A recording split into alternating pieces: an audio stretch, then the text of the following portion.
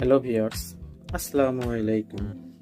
আপনাদের মাঝে আমি আবার একটি ভিডিও নিয়ে আসলাম, যেখানে আপনারা ছোট ছোট মাছ দেখতে পাচ্ছেন। এগুলো কিসের বাচ্চা?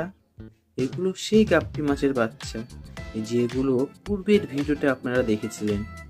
মাছগুলো প্রথমে ছোট ছোট থাকে, আস্তে আস্তে এরা বড় হয় এবং বিভিন্ন রকম কালার প্রদর্শন করে, যা দেখতে চমৎকার লাগে।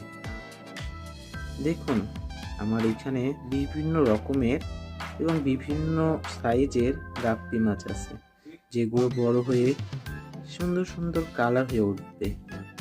দয়া করে আপনারা আমার পেজটি ফলো দিয়ে এবং লাইক করে পাশে থাকবেন।